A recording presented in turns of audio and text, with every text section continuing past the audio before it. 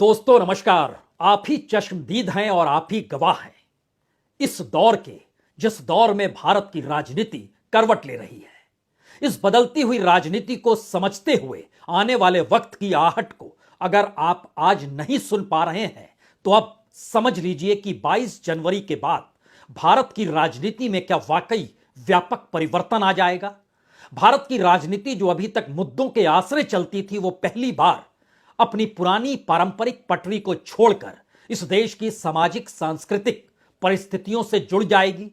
इस देश के भीतर में जो लोकतंत्र के आश्रय नारे विपक्ष लगाता रहा और वो संस्थानों के जरिए या इस देश के संवैधानिक स्वायत्त परिस्थितियों को लगातार उभारने की कोशिश करता रहा, उन सभी का कोई असर इस देश में लोगों के बीच बिल्कुल नहीं पड़ेगा या वो पड़ ही नहीं रहा है। और इसके बाद की परिस्थिति कहीं ज्यादा बीजेपी अपने अनुकूल कर चुकी होगी। विपक्ष के पास अपने राजनीतिक रास्तों को बदलने के अलावे कोई दूसरा चारा नहीं बचेगा। जो परिवर्तन हो रहे हैं, अगर 10 बरस पहले इन बातों का जिक्र किया जाता तो राष्ट्रीय स्वयंसेवक संघ हो, विश्व हिंदू परिषद हो या खुद भारतीय जनता पार्टी ही क्यों ना हो, वह भी भरोसा नहीं कर पाती। ऐसी परिस्थिति इस देश की राजनीति में समा जाएगी जो इस देश की राजनीतिक गवर्नेंस के साथ जुड़कर इस देश के सामाजिक और सांस्कृतिक परिस्थितियों को ही बीच मंच में लाकर खड़ा कर देगी। आप जरूर सोच रहे होंगे कि अयोध्या में 22 जनवरी को रामलला के मंदिर में प्राण प्रतिष्ठा के बाद भारत की राजनीति में क्या व्यापक परिवर्तन आने वाला है। जाहिर तौर पर पहला हिस्सा इस देश की राजनीति से जुड़ता है। वो राजनीति जिसे जनता जिता देती है तो वह अपनी सत्ता के अनुकूल, अपनी पार्टी के अनुकूल, अपने वोटरों के अनुकूल और उसी आश्रय इस देश को अपने अनुकूल करने के लिए तमाम मुद्दों को परिभाषित करता है और उस दिशा में बढ़ जाता है। तो क्या भारत की राजनीति अब पूरे तरीके से बदल चुकी है और विपक्ष की हैसियत राजनीतिक तौर पर इस दौर में कुछ भी नहीं? तो 2024 के चुनाव से पहले क्या इस देश में वाकई सामाजिक, सांस्कृतिक और आर्थिक परिस्थितियां राजनीति के हथेली पर नाचती हुई दिखाई देगी और उसी आश्रय इस देश के मुद्दे तय होंगे? यानी एक बड़ा परिवर्तन भारत के संसदीय लोकतंत्र के भीतर भी कहीं आप देख तो नहीं रहे हैं? तो आइए जरा आज इन पन्नों को समझने की कोशिश कीजिए, क्योंकि भारत की राजनीति में हिंदू और हिंदुत्व और इसका ऐलान और इसका आह्वान और इसके लगते हुए नारे और हिंदू राष्ट्र की उद्घोषणा की परिस्थितियां आज से नहीं, आजादी के पहले से हिंदू महासभा यानी सावरकर के जरिए शुरू की गई थी। और अगर इन परिस्थितियों को आते आते आज की तारीख में जब खड़े होइएगा अयोध्या में राम मंदिर को लेकर, तो कई सवाल आपके जहन में आए। लेकिन हमने पहला सवाल राजनीति के आश्रय शुरू किया है तो इसका एक मकसद यह भी है कि भारत की राजनीति को बीजेपी या कहें बीजेपी की अगुवाई करते हुए प्रधानमंत्री मोदी न सिर्फ बीजेपी को बदल रहे हैं, बल्कि संघ और विश्व हिंदू परिषद या संघ से जुड़े 40 अनुवांशिक संगठन जो उनसे जुड़े हैं, उनके तौर तरीके भी अब आपको बदले हुए दिखाई देंगे।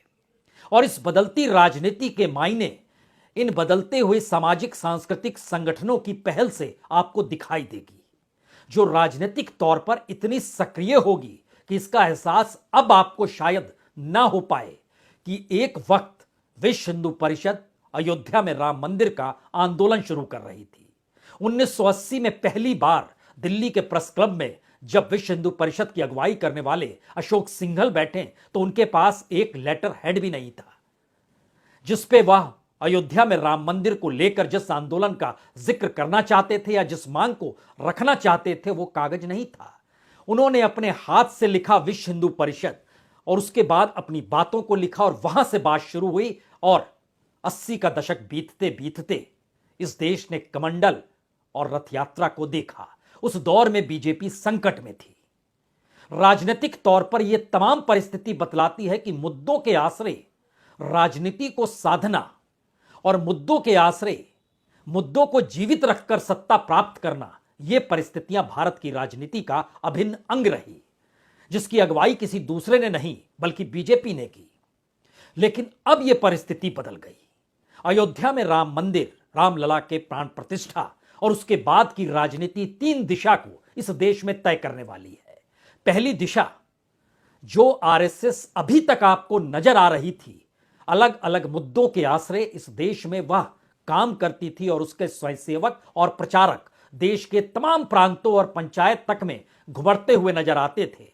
अब उनकी कार्यप्रणाली में बड़ा व्यापक परिवर्तन आपको आने वाले वक्त में नजर आने वाला है, क्योंकि कोई काम पूरा जो कर दे और जब उसकी सफलता का सेहरा एक ऐसे चेहरे के साथ जुड़ जाए और वो चेहरा उसी आरएसएस से निकला हुआ हो, तो उससे बड़ी आरएसएस हो नहीं सकती है। और इस दौर में नरेंद्र मोदी की पहचान यही हो चली है। आरएसएस को पीछे चलना है, बीजेपी को कार्यकर्ता के तौर पर लगातार चाक चौबंद रहना है, और आरएसएस से जुड़े हुए संगठन जिसमें विश्व हिंदू परिषद को भी रख लीजिए, अब उसे आने वाले वक्त में इस देश के तकरीबन 1.25 मंदिरों को लेकर एक नए तरीके की काम की शुरुआत करनी है, जो राजनीतिक मंत्र होगा लेकिन देश के सामाजिक सांस्कृतिक स्थितियों को बदलने की दिशा में ले जाएगा।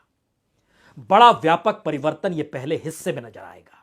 दूसरा हिस्सा इस देश की राजनीति के भीतर खुले तौर पर यह ऐलान आपको 22 जनवरी के बाद नजर आने लगेगा, जिसकी आहट अभी सुनाई देने लगी है कि इस देश में कोई दूसरी पॉलिटिकल पार्टी हिंदुओं की नहीं है।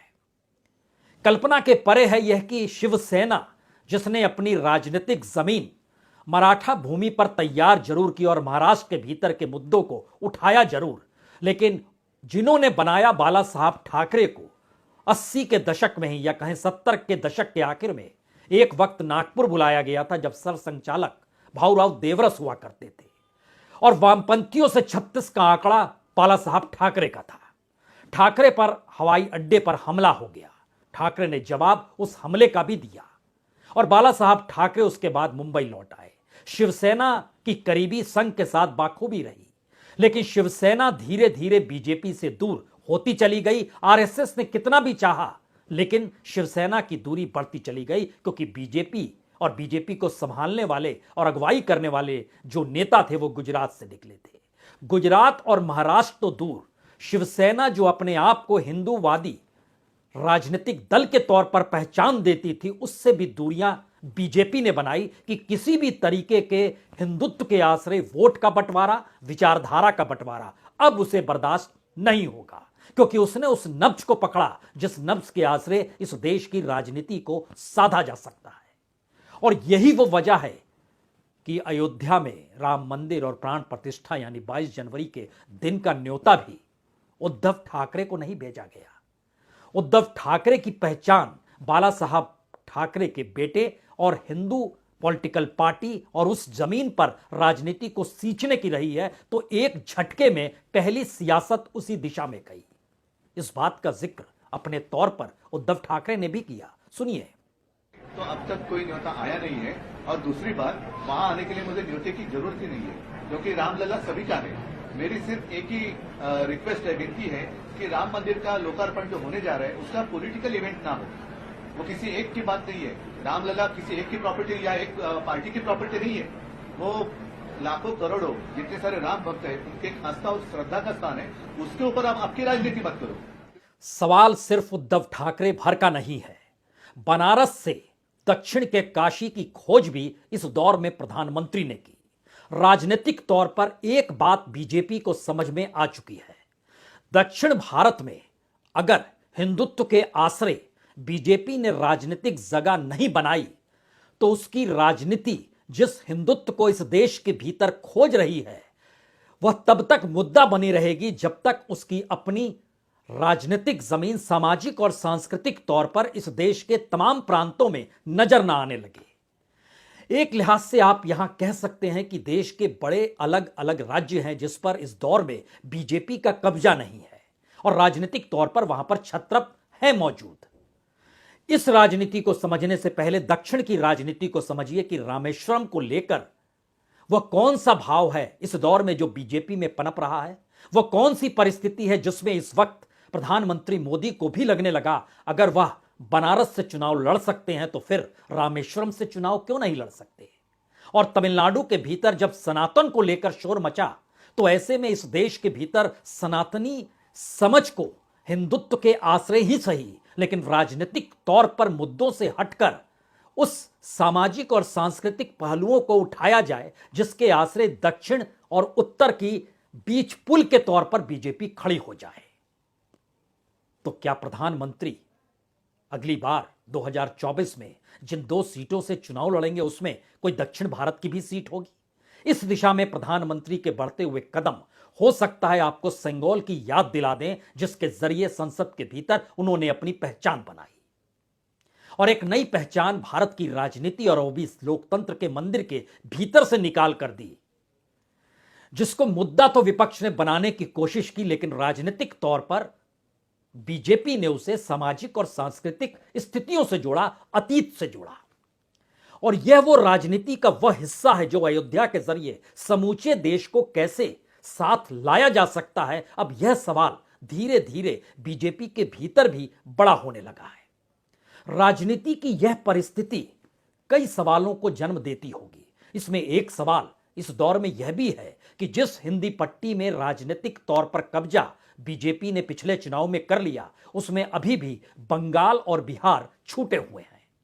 यानी एक तरफ दक्षिण और दूसरी तरफ इस नॉर्थ इंडिया यानी उत्तर भारत में बिहार और बंगाल, और दूसरी तीसरी दिशा में पश्चिम में महाराष्ट्र। यह 3 राज्य बीजेपी कैसे कब्जा करे, उसके लिए राजनीतिक मुद्दों से हटकर समाज को ही राजनीतिक तौर पर अपने अनुकूल सक्रिय कर दिया जाए, इसका आह्वान और ऐलान क्या 22 जनवरी के बाद से शुरू हो जाएगा?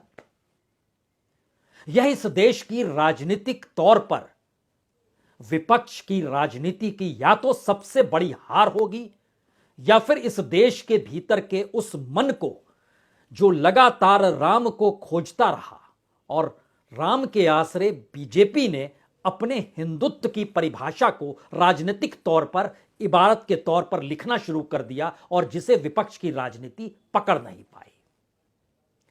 यह दौर प्रार्थनाओं का दौर भी है, यह दौर मंदिर का दौर है, यह दौर शायद उस भारत जोड़ो प्रार्थना की परिस्थितियों का भी दौर है, जिसके आसरे सभी एक साथ एकजुट होकर कैसे खड़े हो जाएं। लेकिन विपक्ष के पास यह हुनर है नहीं। यह हुनर अपनी राजनीति को साधने के लिए इस दौर में बीजेपी के पास है, तो नरेंद्र मोदी इसका बराबर और बाखूबी तरीके से प्रयोग भी करते हैं। इसीलिए आज जब अयोध्या में थे और 22 जनवरी का जिक्र कर रहे थे, तो इस देश के 140 करोड़ लोगों से ऐलान और आह्वान ये करने से नहीं चूके कि वह कैसे अपने घर और घर के मंदिर से उससे भी जुड़ जाएंगे अयोध्या को लेकर। प्रधानमंत्री का भाषण, सामाजिक स्थितियां इस देश की बड़ी विकट है आर्थिक तौर पर, लेकिन सांस्कृतिक परिस्थितियां और वह भी धर्म के आश्रय उस राजनीति को परिभाषित करने की दिशा में जहां लोग ही जुड़ जाएं, यानी विपक्ष जहां लोगों के जरिए 2024 की परिस्थिति को देखना चाहता है लेकिन अपने आप में उलझ कर रह जाता है, यह परिस्थिति ठीक उलट इस दौर में बीजेपी के मुद्दों से हटकर जनता के मुद्दे या लोगों के मन के मुद्दों को पटल पर लाकर उसके हिसाब से सियासत साधने की यह एक हुनरमंद कोशिश है, जिसका जिक्र आज प्रधानमंत्री ने कुछ यूं किया। जरा सुनिए। हमें देश के लिए नव संकल्प लेना है, खुद को नई ऊर्जा से भरना है। इसके लिए 22 जनवरी को आप सभी अपने घरों में, मैं पूरे देश के 140 करोड़ देशवासियों को अयोध्या की इस पवित्र भूमि से प्रार्थना कर रहा हूं, अयोध्या की प्रभु राम की नगरी से प्रार्थना कर रहा हूं।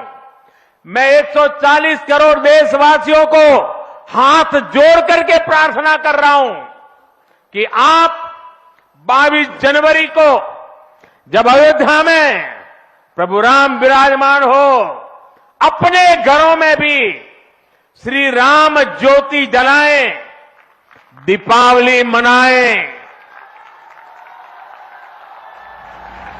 22 जनवरी की शाम पूरे हिंदू।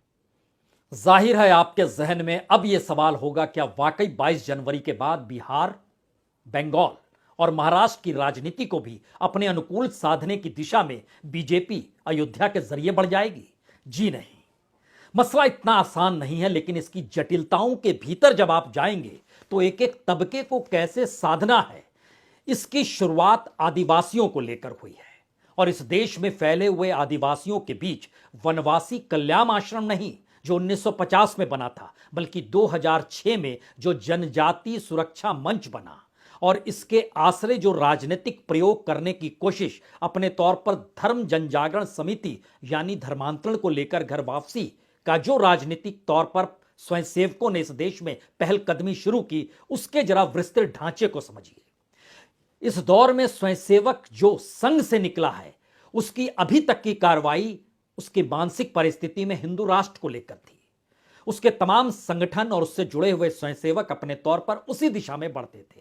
इस दौर में तो कहीं आपको हिंदू राष्ट्र की कोई आवाज सुनाई नहीं दे रही होगी, लेकिन बावजूद इसके देश राममय कैसे हो, देश में धर्म के आश्रय समाज और संस्कृति को कैसे सहेजा जाए और राजनीतिक मुद्दों को उठाने की जगह समाज और सांस्कृतिक मुद्दों को ही राजनीतिक मुद्दा बनाकर विपक्ष के सामने अगर खड़ा किया जाए तो विपक्ष अपने राजनीतिक मुद्दों के आश्रय जो चल रहा है वह एक झटके में गायब हो जाएगा।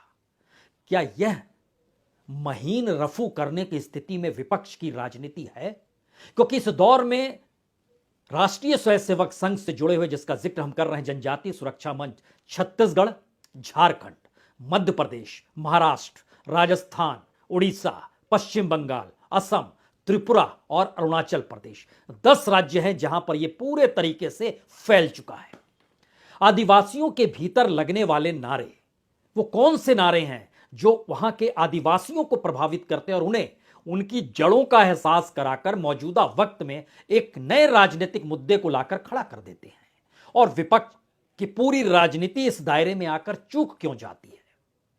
इस सियासत या इस राजनीति जी नहीं,